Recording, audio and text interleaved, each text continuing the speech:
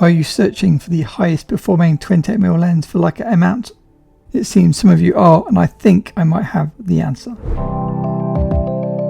In today's video I bring you the brand new Voigtlander APO-Lanthar 28mm f2 VM lens, tell you everything you need to know and compare it to similar 28mm lenses for Leica M-mount.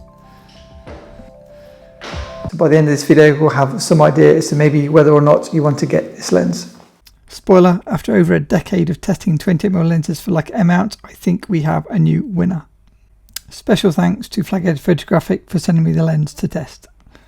Welcome, Matt here from MrLeica.com. If you're a new viewer, I'm often reviewing lenses for Leica M-mount, and if not, I'm doing model photography.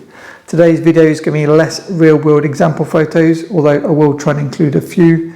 And instead, I'm just going to try and do side-by-side testing of a few different characteristics of lenses: sharpness, contrast, colours, flare, sunstars, vignetting, the usual stuff.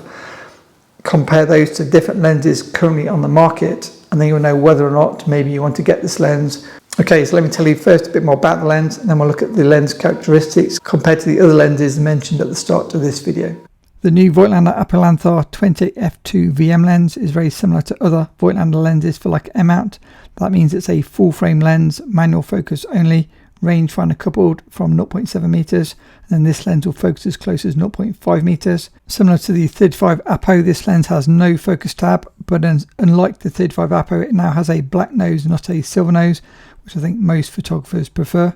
Weight 265 grams, which doesn't sound a lot, but it's 2.5 times more than the Scopar that I use. This lens does include a lens hood. The hood does reverse mount, which means it packs easier into your camera bag. The lens is like an M-mount with no coding like all Voigtlander lenses. It has half stop aperture clicks, as you can see, 0.5 meters minimum focus distance and 12 rounded aperture blades. Voigtlander APO lenses tend to be a bit bigger than standard M-mount lenses, or the small lenses that I like using. I'd say it's probably the same size as the apochromatic lenses. They've got the 28, 35, the 50. I'm shooting this on the 35 Samara. I prefer the size for mirrorless, but they're a little bit too big for me for M-mount. So APO lenses are this size. Probably the same size as a Sumlux 50mm Leica lens, if you know that lens for Leica M-mount. So APO lenses are bigger, but they give you, in theory, better image quality. So the question is, are you happy to carry a bigger lens if you get better image quality? That's kind of the trade-off. The question is the image quality better than the best lens that I've got for 28mm? And that is the Voigtlander Ultron 28mm f2 version 2. Now I do have quite a history with 28mm lenses for Leica. I started off with the Ultron version 1, it was good.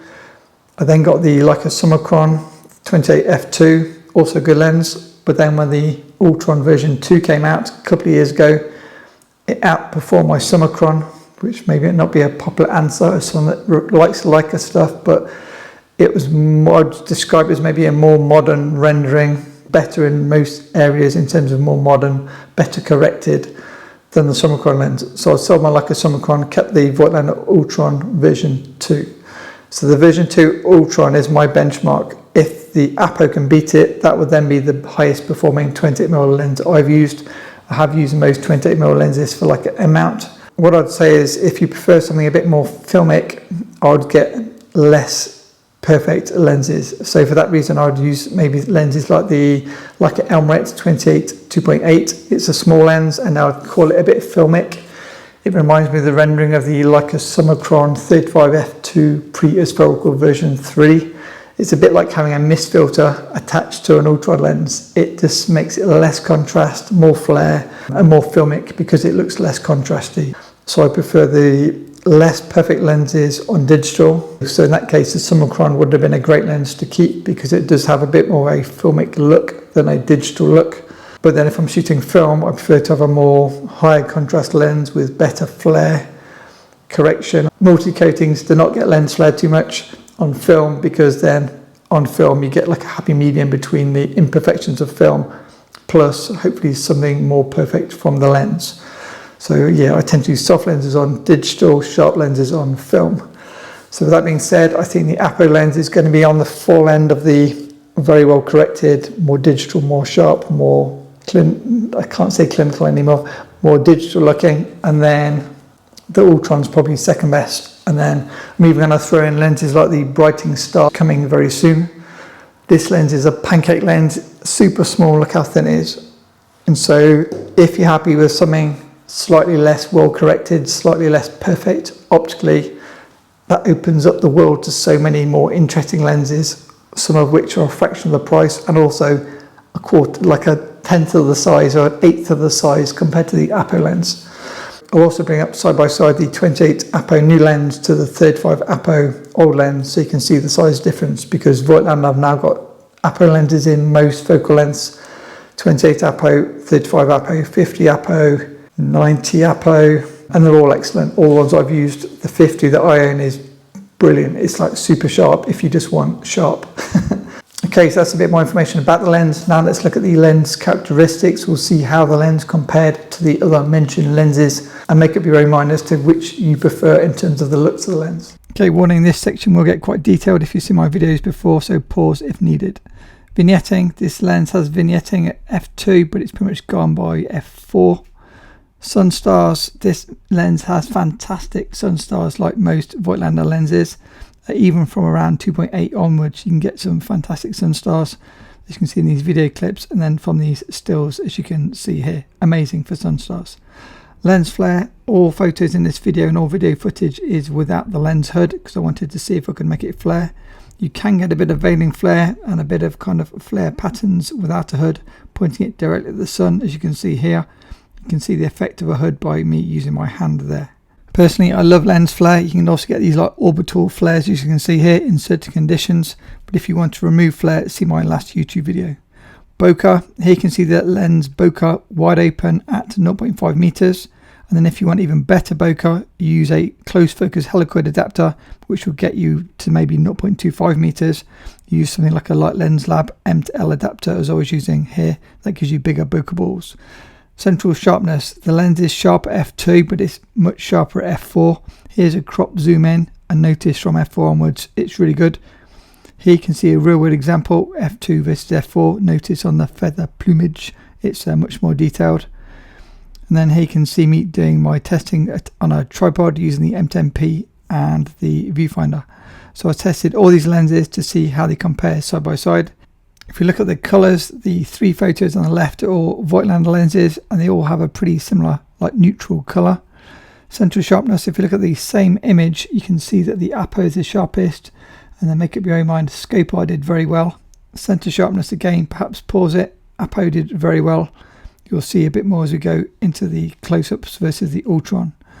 Here's the edge sharpness. Some lenses did much better than others. Apo did great. Again, with the distortion, Apo is probably the best corrected as expected, being an Apo lens. Now comparing it to the cheaper Ultron, how does it compare? This is the benchmark lens that I'm comparing the Apo to. It was my best performing 28mm lens, beating the Leica Summicron 28f2 spherical. Sun sharpness, you can see both lenses do well, but when we zoom in, you notice that the Apo is probably slightly sharper and maybe very slightly warmer in these conditions. But this is the important bit to notice. I think the optical design of the Apo means you've now got edge sharpness, which is higher on the Apo compared to the Ultron, and also slightly less vignetting. The Ultron seems to have a bit of swirl at the edges if we zoom in the corners, which is not seen in the bokeh of the Apo lens. Sharpness is definitely better on the Apo at 5 meter distance as well, both in the center and then maybe the same or maybe slightly worse in the corners. The lens bokeh is smooth on the Apo thanks to 12 blades versus 10, but once you step down to 5.6, the chromatic aberration goes on the Ultron, and they're both very similar. Okay, so that was a more clinical lens test. I did take a few real world photos when walking out and about. Here's a few real sample photos. I just got back from a summer vacation to a sleepy town in Wales called Saundersfoot with family. So I took the Leica M10P with the Apo lens on some of my morning walks along the beach. Here are a few sample photos. I tried to shoot the lens mostly wide open, and all the photos I'm showing are just raw and edited straight out of camera.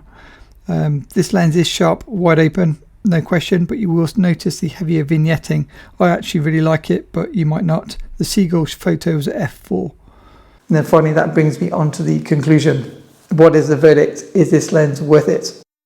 After reviewing most 28mm lenses available for Leica M-mount and screw mount over the last 10 years or so, both for the YouTube channel and the MrLeica.com blog, link below if you don't yet get the newsletter, I think this is now the best performing 28mm lens for Leica M-mount. Although it's made for rangefinder cameras, as you see here on my M10P, I feel it's better suited to the bigger mirrorless cameras such as the SL. Just personal preference, but I prefer tiny lenses on M-mount and I don't mind bigger lenses on the SL. If you're going to stop the lens down, consider getting the Ultron, which is cheaper, price-wise about £600 currently, compared to £800 for the new APO. This makes the APO 5 times cheaper than the current production Leica Summicron. And then if you want something faster, consider lenses like the Nocturne 28-1.5 or the Samara 28-1.4. I've done videos on those before, I can link it below. And if you've got the cash, you can also get the Summilux 28-1.4. Let me know in the comments what is your preferred 28mm lens for Leica M-mount, and whether or not you're going to buy this lens. I'll put a link below to all the mentioned lenses. So what about for me? Is this lens perfect for me? I think although it is a fantastic performer, the size just makes it a no-go. For my normal real-world use as a model photographer, I'm normally flying overseas, and so size really matters. And so I normally take the smallest lenses or smaller lenses with the, say, Color Scope R 2.8 is perhaps my most used walk-around lens until I've recently got the Brighting Star. This is now going to be in my circulation of lenses, also as one of my most carried lenses, just because it's so small. You can always carry this lens in the side pocket of your bag. To illustrate why I love small lenses on Leica M cameras, here I tried to fit the APO into my pocket, and yes, fail. Better wrap up because it's just got really noisy outside. Thanks for watching, thanks for my amazing patrons, and hope to catch you in the next video.